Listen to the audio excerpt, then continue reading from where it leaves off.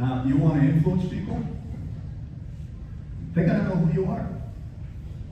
And if you don't know who you are, how do you expect them to know who you are? Right? So I suggest you answer these three questions. I'll answer them for myself. So, first question is, who are you? The second question is, what are you passionate about? And the third question is, what are you good at? Right? So I'm a servant leader. I'm passionate about it, adding value to people, making companies better, making people better, making products better.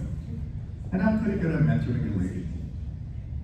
All right? So now why is that important? Well, look, like I mentioned, if you want to influence people, they got to know who you are. You want to influence people, you better be passionate about your topic. If you're not passionate about it, how do you expect them to be passionate about it, right?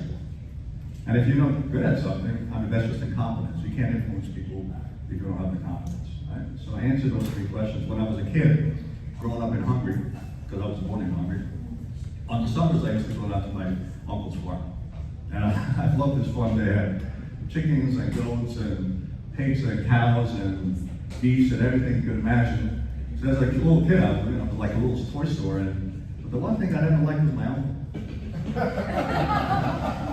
Right? My uncle was, in my eyes, he was always mumbling, and he was always cursing, and he was smoking these mouth-filled cigarettes about every 2 seconds. And I never understood what he said. I was just like constantly mumbling. So I grew up, I came to the US and got my college degree, became an executive, and Colgate Palmolive, when the Eastern European curtain came down, they looked in their portfolio and said, who were the native language speakers? So they sent me to start up Colgate Palmolive Hungary. So I arrived in Hungary and the family's like, oh, the prodigal son is coming home. Let's kill the fat cow, right? So my uncle invites me down to the farm.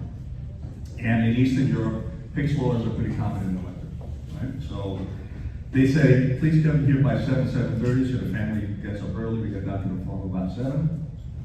And by that time, my uncle has already taken out one pig. And it's time for the honor to fill out this animal, probably about 300 kilos, about 600 pounds, huge beast. And my uncle, with one very sharp knife, in the next 3 hours, cut this thing apart. In 3 hours, everything's hanging in the smokehouse, everything's cleaned up, and the waste you can fit in a small 12-ounce paper bag. Right? Same uncle, same babbling idiot. Never understood a word he said, but guess what? He went from here to here. Right? Why? For the first time I saw him, who he was, what he was passionate about, what he was good at.